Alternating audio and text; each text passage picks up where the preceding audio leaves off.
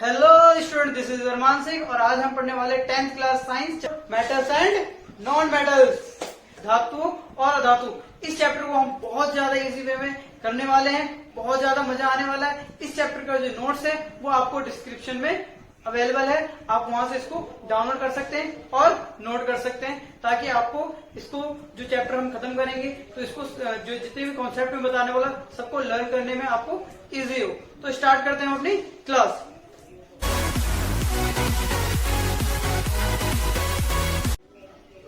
तो धातु अधातु मेटल्स और नॉन मेटल्स की बात करते हैं। ठीक है, हमारे आसपास देखो, कुछ मेटल्स हैं, कुछ नॉन मेटल्स हैं, कुछ धातु है और कुछ अधातु है। हम कब कहेंगे कि ये मेटल है, धातु है, हम कब कहेंगे ये अधातु है, नॉन मेटल है, इसके बारे में हम बात करते हैं। ठीक है, हमारे यहाँ पे बहुत सारे तत्व यानी एलिमेंट्स है, जिसमें कुछ तो हमारे धातु है यानी मेटल्स है और कुछ अधातु है, नॉन मेटल्स है। कुछ के नाम मैंने यहाँ लिख रखे हैं, जैसे आयरन है हमारा, एल्युमिनियम है हमारा, सिल्वर है हमारा और कॉपर है हमारा, चांदी है हमारा। और अधातु हाइड्रोजन, नाइट्रोजन, सल्फर, ऑक्सीजन। अच्छा, बात करते हैं, इसको मैं हाइड्रोजन क्यों कहता हूँ, सॉरी, इसको मैं धातु क्यों कहता हूँ, इसको मैं अधातु क्यों कहता हूँ, इसको मैं मेटल्स और इसको नॉन मेटल्स क्यों कह रहा हूँ, बात समझो। देखो, एल्युमिनियम, आप अगर इसका हम एटॉमिक नंबर जाने, परमाणु संख्या देखें तो 13 होता है। इसका कितना होता है? 13 होता है। इसका अगर मैं इलेक्ट्रॉन कॉन्फ़िगरेशन करूंगा तो ये आएगा 2 8 3। सही है। यहाँ पर ये इनके एटॉमिक नंबर, परमाणु संख्या ज्यादा होता है, तो आपको मैं नहीं बता रहा हूँ, मैं इसको छोटे से लेके दिखा देता हूँ। जैसे मैग्नीशियम दिखा देता हूँ, ये भी मेटल्स है, तो ये आपका 12 नंबर का आता है। इसका अगर मैं इलेक्ट्रॉन कॉन्फ़िगरेशन करूँ, इलेक्ट्रॉन का वितरण करूँ तो कितना आएगा? 2 8 2 आएगा। इसी तरह और आप देख सकते हो हाइड्रोजन, अभी हाइड्रोजन की बात करेंगे हम।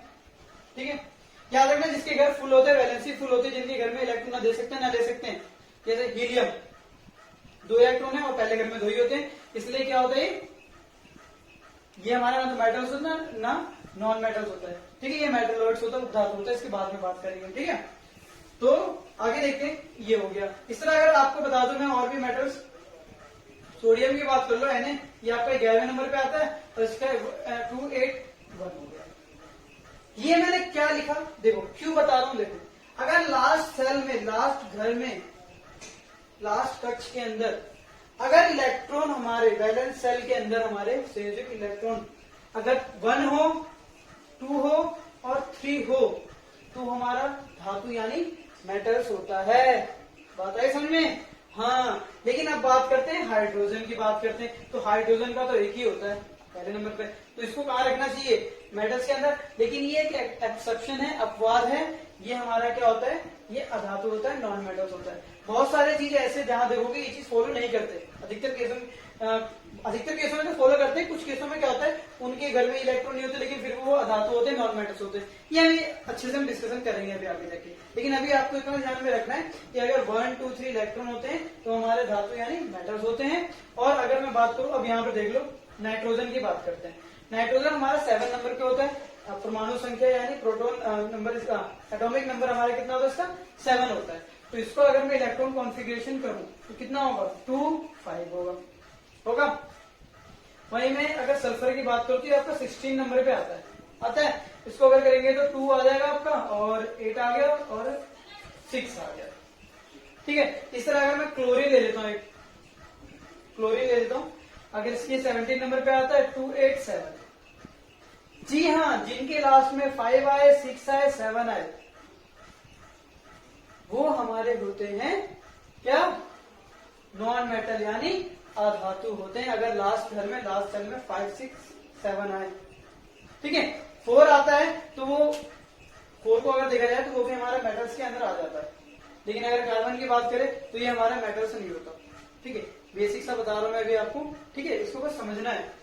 मैंने बताया ना, कुछ केसों में ये चीज फॉलो नहीं होता। देखिए, अगर मैं ऑक्सीजन की बात करूं तो ऑक्सीजन बताओ कितने नंबर पे आता है? आपको पता है, ऑक्सीजन का हमारा आता है 8 नंबर पे। इसका करोगे तो 2 और 5, सॉरी कितना जाएगा? 2 6। देखो लास्ट में क्या है, कितने? 6 है, इसलिए ये क्या हमारा नॉन मेटल्स है, अधातु है। यहाँ जो बात की हमने परमाणु संख्या, एटॉमिक नंबर से पहचाना कि कौन धातु है, कौन अधातु, मेटल्स है, कौन नॉन मेटल्स है। अब हमारे यहाँ पर बहुत सारे तत्व है, बहुत सारे एलिमेंट है जी, हम उनको देख के कैसे बताएंगे ये मेटल से नॉन मेटल है, छू के कैसे बताएंगे मेटल से नॉन मेटल। तो इनको पहचानने के लिए जो होता है वो उनका हमें पता होना चाहिए भौतिक गुणधर्म, फिजिकल प्रॉपर्टी पता होना चाहिए। धातु का क्या होता है, मेटल्स का क्या होता है, और अधातु का क्या होता है, नॉन मेटल्स का क्या होता है, क्या फिजिकल प्रॉपर्टी यानी भौतिक गुणधर्म। अगर हमें पता होगा तो हम पहचान लेंगे कौन धातु है, कौन अधातु है, कौन मेटल्स है और कौन नॉन मेटल्स है। तो आइए हम पढ़ते हैं धातु और अधातु के भौतिक गुणधर्म, फिजिकल प्रॉपर्टी। तो भौतिक प्रॉपर्टी यानी फिजिकल प्रॉपर्टी की बात करते हैं हम, भौतिक गुणधर्म की। देखो जो सबसे पहले प्रॉपर्टी है हमारी धात्विक चमक यानी लस्टर।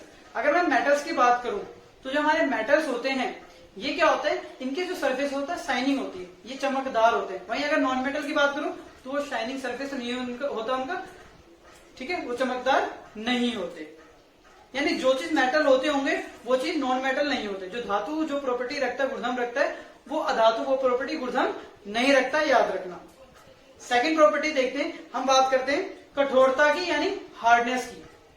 तो धातु की बात करूं, मेटल की बात करूं तो ये कठोर होते हैं, ठीक है। लेकिन मैं अधातु की बात करूं तो ये कठोर नहीं होते, ये हार्डनेस नहीं होता। कहने का मतलब बिल्कुल हार्ड। अगर मेटल और नॉन मेटल कंपेयर करो आप धातु अधातु को, तो आप पता चल जाएगा आपको कौन कठोर है कौन कठोर नहीं है, कौन हार्डनेस ज्यादा है कौन हार्डनेस किससे ज्यादा नहीं है, ठीक है। थर्ड पॉइंट अगर मैं बात करूं तो ये है हमारी आघात वर्धनीयता, मेलेबिलिटी। क्या होती है देखो, ये हमारे धातु तो होते हैं, मेटल्स तो होते हैं, ठीक है, आघात वर्धनीयता, ठीक है, मेलेबिलिटी। लेकिन अधातु यानी नॉन मेटल ये क्या नहीं होते, ये हमारे मेलेबल नहीं होते, यानी ये आघात वर्धनीयता नहीं होते। क्यों नहीं होते देखो, क्योंकि धातु जो होता है, मेटल जो होता है, अगर उनको पीटे हम हथौड़े से मारे हम हैमर से, तो क्या होगा, वो पतली सी शीट के अंदर वो कन्वर्ट हो जाएगा, बन जाएगा ना। लेकिन वही अधातु को मारे वो तो टूट जाएगा। लकड़ ले लो, अरे टूट गया, क्या वो शीट बन जाएगी, नहीं बनेगी ना। इसलिए वो अधातु है, वो आघात वर्धनीयता नहीं दिखाता, ये आघात वर्धनीयता दिखाता है। ये मेलेबिलिटी होती है इसके अंदर मेलेबिलिटी नहीं होती, ठीक है। नेक्स्ट बात करते हैं तन्यता, यानी हम बात करते हैं डक्टिलिटी की। जो हमारे मेटल होते हैं वो डक्टाइल होते हैं, ठीक है, तन्ने होते हैं। लेकिन जो नॉन मेटल होते हैं, अधातु होते हैं, वो तन्ने नहीं होते, डक्टाइल नहीं होते। क्यों नहीं होते देखो, धातु को यानी मेटल्स को अगर मैं खींचूं, अब हाथ से नहीं खींच रहा हूं, मतलब समझ रहे हो, हाँ, तो उसको हम वायर बना सकते हैं यानी तार बना सकते हैं। तो आपको याद हो, अगर हमारे घर में जो वायरिंग होती है, जो तार होता है, वो मेटल का होता है, धातु का होता है, ना कि अधातु का होता है। क्यों, क्योंकि उसको हम खींच के क्या बना सकते हैं, हाँ, हम वायर में कन्वर्ट कर सकते हैं। अगर आप सोने की बात करो, गोल्ड की, तो उससे हम बहुत ज्यादा लंबी क्या बना सकते हैं, वायर यानी तार बना सकते हैं, ठीक है। नेक्स्ट है हमारा विद्युत व उष्मा के चालक की बात करूं तो मेटल हमारे विद्युत या उष्मा के चालक होते हैं, इलेक्ट्रिसिटी को कंडक्ट करते हैं, हीट और इलेक्ट्रिसिटी के कंडक्टर होते हैं। कौन, हमारे मेटल्स। वही नॉन मेटल्स नहीं होते, मैंने बताया ना, जो ये होते हैं ये वो नहीं होते। क्यों, कैसे पता चलेगा, जी हाँ, अगर आप जो घर के अंदर जो फिटिंग होती है, वायर होता है, वो मेटल्स के होते हैं सारे, कि लकड़ी पकड़ी लगा होता है, प्लास्टिक से वायर करंट आता नहीं आता ना, क्योंकि वो नॉन मेटल्स होते हैं, ठीक है, अधातु होते हैं, ठीक है। तो मेटल्स जो होते हैं, धातु जो होते हैं, वो उष्मा के सुचालक होते हैं, इलेक्ट्रिसिटी को कंडक्ट करते हैं। लेकिन वही अधातु की बात करूं तो वो कुचालक होते हैं, पुअर कंडक्टर ऑफ हीट होते हैं और इलेक्ट्रिसिटी होते हैं। कौन, नॉन मेटल्स यानी अधातु। क्लियर है। नेक्स्ट है हमारा ध्वनि पैदा करने वाले सोनर्स। क्या होता है देखो, अगर मैं मेटल को किसी से मारूं, किसी के ऊपर मारूं, तो क्या आवाज आएगी, जी हाँ, आवाज आएगी। यानी जो धातु होते हैं, मेटल होते हैं, वो ध्वनिक होते हैं यानी सोनरस होते हैं। लेकिन वही नॉन मेटल की बात करें तो वो ये नहीं होते। जैसे अगर बात करें स्कूल में जो बेल लगा होता है, क्या वो मेटल होता है नॉन मेटल होता है, धातु होता है धातु होता है, जी हाँ, वो धातु होता है, मेटल होता है। क्यों, क्योंकि अगर उसको मारा जाएगा थोड़े से तो दूर तक आवाज जाएगी। प्रॉपर्टी को फॉलो कौन करता है, ये धातु यानी मेटल करता है, ठीक है। अगर नेक्स्ट बात करूं ऑक्साइड की बात करूं मैं, ऑक्साइड की, तो याद रखना, जब भी मेटल्स जो होते हैं, मेटल्स जैसे मैं मैग्नीशियम ले लेता हूं, अगर ये कभी भी ऑक्सीजन से रिएक्ट करते हैं तो ये मैग्नीशियम ऑक्साइड बनाते हैं, याद है। यानी जो हमारे मेटल्स होते हैं, धातु होते हैं, जब भी ऑक्सीजन से अभिक्रिया करते हैं तो कौन सी ऑक्साइड बनाते हैं? ठीक है, ऑक्साइड बनाते हैं, और ये होता है क्षारीय ऑक्साइड, बेसिक ऑक्साइड बनाते हैं। लेकिन वहीं अगर मैं बात करूं अधातु की यानी नॉन मेटल की, तो ये जब भी ऑक्सीजन से रिएक्शन करते हैं, अभिक्रिया करते हैं, ये अम्लीय ऑक्साइड बनाते हैं, एसिडिक ऑक्साइड। अभी मैंने आपको अघात वर्धित यानी मैलिबिलिटी बताया कि पीठ की चादर में यानी शीट में कन्वर्ट कर सकते हैं। ये किस में ज्यादा होता है? तो ये आपका चांदी और सिल्वर और चांदी कह सकते हो और सोना, गोल्ड, इनमें बहुत ज्यादा होता है। अगर इनको फीटा है तो बहुत ज्यादा हम पतली सी शीट में इसको कन्वर्ट कर सकते हैं। तो अभी हमने क्या देखा? अभी हमने देखा कि धातु और अधातु को अब आप पहचान लोगे कि कौन धातु है कौन अधातु है। पीट के देखना, चादर बन रही है, आवाज आ रही है, इलेक्ट्रिसिटी को कंडक्ट कर रहा है, सुचालक है कि कुचालक है, तार में बना के देखना, जो चीज वो फॉलो कर रहा होगा वो मेटल्स होगा और कुछ क्या होंगे? नॉन मेटल्स होंगे। तो आई होप आपको क्लियर हो गया होगा मेटल्स एंड नॉन मेटल्स क्या होते हैं। अब हम बात करते हैं कुछ ऐसे हमारे पास एलिमेंट हैं यानी तत्व हैं, कुछ मेटल्स हैं कुछ नॉन मेटल्स हैं, जो कि इन प्रॉपर्टीज को जो मैंने आपको बताई ना अभी, इसको फॉलो नहीं करते। इनको हम अपवाद कहते हैं यानी एक्सेप्शन केस कहते हैं। इन एक्सेप्शन केस को देखते हैं। अपवाद यानी एक्सेप्शन, मैंने बताया आपको अभी कि ये वो है जो हमने पढ़ा। एक्सेप्शन देखो, जैसे अगर मरकरी की बात करूं, ये धातु है मेटल है, तो किस फॉर्म में रहता होगा? घर में देखा जाए, अगर आप मेटल है आपके पास, लोहा मान लो, आयरन मान लो, कुछ भी मान लो आपके पास है, अगर उसको देखोगे तो किस फॉर्म में? ठोस अवस्था में होता है, हार्डनेस होता है उसके अंदर, सॉलिड फॉर्म में होता है। लेकिन मरकरी जो होता है वो हमारा लिक्विड फॉर्म में होता है, द्रव अवस्था में होता है, जबकि ये क्या है? धातु है, मेटल है। समझ में आया एक्सेप्शन क्या होता है? जो औरों से अलग है, औरों मेटल से यानी धातु से अलग है। समझ में आया एक्सेप्शन? हाँ, तो ये लिक्विड यानी द्रव अवस्था में होता है। देखो थर्मामीटर जिससे हम बुखार वगैरह चेक करते हैं, फीवर वगैरह, तो उसके अंदर जो होता है वो जी हाँ हमारा क्या होता है? मरकरी होता है। और वो है क्या? जी मेटल है, वो धातु है। ये इंपॉर्टेंट भी है आपके एग्जाम के पॉइंट ऑफ व्यू से। क्यों? क्योंकि ये क्वेश्चंस पूछे जाते हैं कि बताओ उस मेटल का नाम बताओ, उस धातु का नाम बताओ जो कमरे के तापमान पे, रूम टेम्परेचर पे क्या होता है? लिक्विड फॉर्म में होता है, द्रव अवस्था में होता है। तो कौन है वो ऐसा? वो हमारा है मरकरी। इस तरीके से आपके एग्जाम में क्वेश्चन भी आते हैं, याद रखना। गैलियम, सीजियम, ये हमारे पास जो चीज है, ये दोनों हमारे मेटल है यानी धातु है। अच्छा, धातु है तो क्या उसको आप जल्दी से द्रव अवस्था में बदल सकते हैं? लिक्विड में चेंज कर सकते हैं? जी नहीं, आपको उसको चेंज करने में टाइम लगेगा। क्यों? क्योंकि जो धातु होते हैं, मेटल्स होता है, उनका जो गलनांक होता है, मेल्टिंग पॉइंट होता है, वो हाई होता है, वो जल्दी से कन्वर्ट नहीं होते हमारे लिक्विड फॉर्म में यानी द्रव अवस्था में। लेकिन ये दोनों ऐसे हमारे पास मेटल है, धातु हैं, जो जल्दी से पिघल जाते हैं, मेल्ट हो जाते हैं। क्यों? क्योंकि इनका गलनांक क्या होता है? कम होता है। मेल्टिंग पॉइंट क्या होता है इनका? कम होता है। तो हुए नहीं एक्सेप्शन? हाँ, क्योंकि औरों की तरह नहीं है।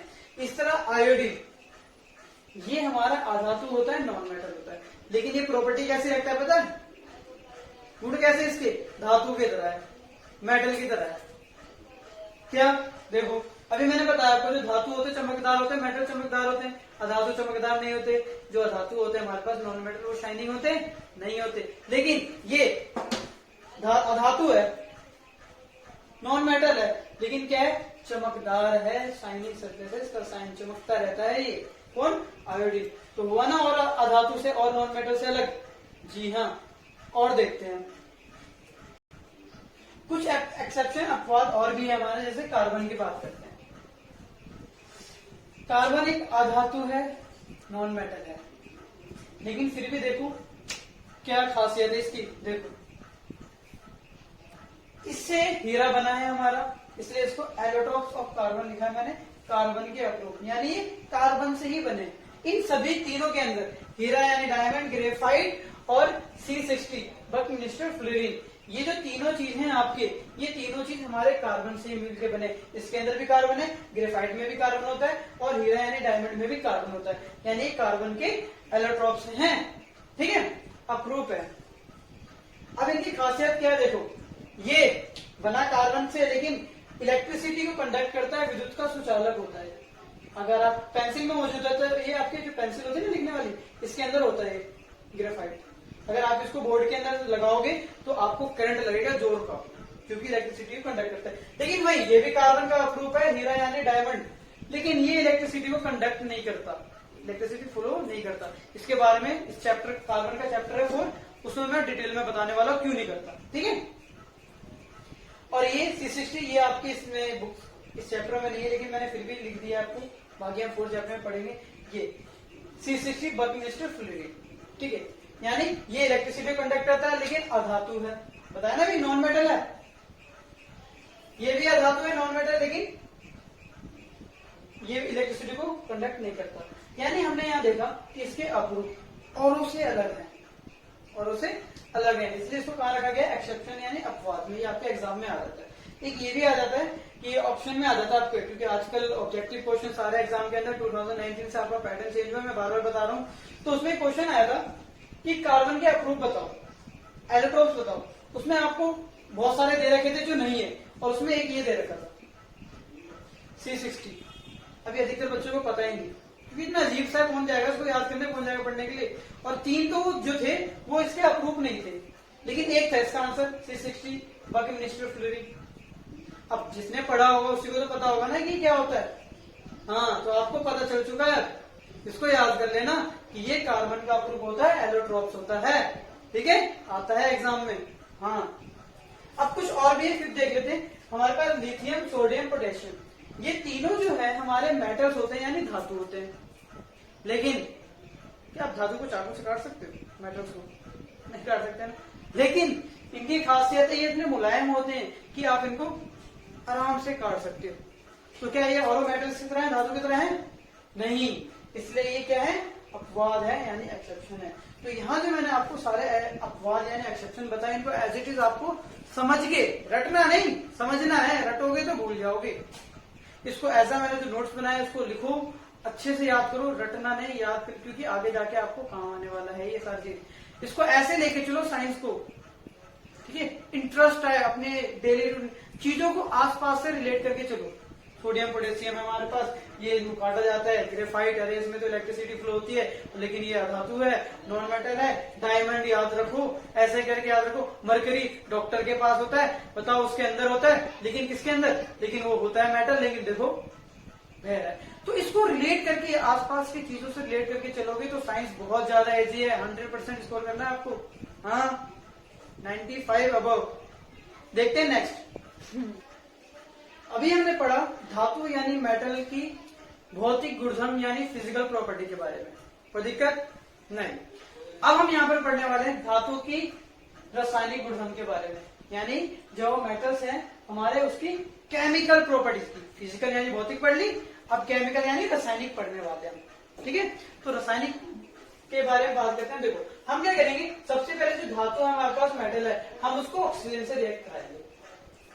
और जहां पर भी केमिकल की बात आती है, रासायनिक की बात होती है, मतलब रिएक्शन, हाँ रिएक्शन। तो हम देखते हैं जब भी हम मेटल यानी धातु को ऑक्सीजन के साथ अभिक्रिया कराते हैं तो वो क्या बनाते हैं, मेटल ऑक्साइड यानी धातु ऑक्साइड बनाते हैं। पक्की बात है, क्योंकि मेटल ऑक्सीजन के साथ मेटल ऑक्साइड बताया था ना मैंने, धातु ऑक्साइड बनाते हैं।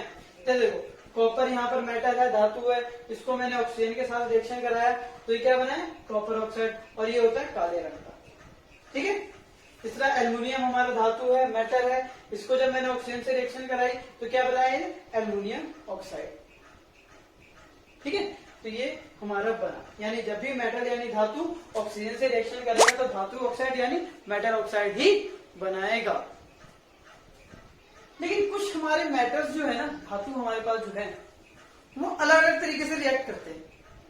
बात समझो, इस तरीके से रिएक्ट नहीं करते, उनका अलग ही है कोई तरीका। कोई तो जल्दी कर रहा है, कोई तेज में कर रहा है, कोई धीरे कर रहा है।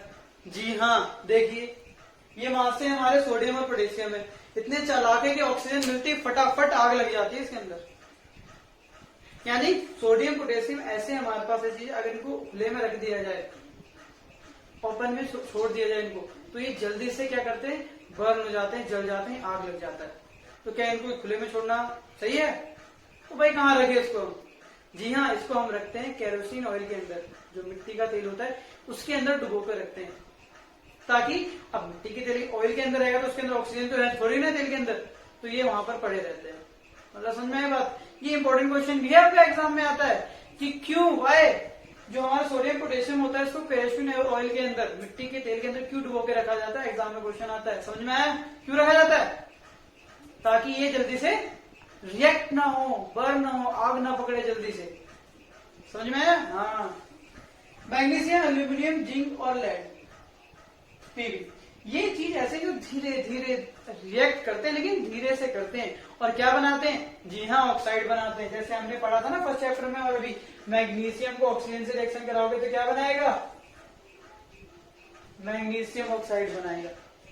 होता क्या है, इन सभी के ऊपर अगर ऑक्सीजन से रिएक्ट कराया जाए तो इन सभी के ऊपर एक लेयर चढ़ जाती है, परत चढ़ जाती है, किसकी?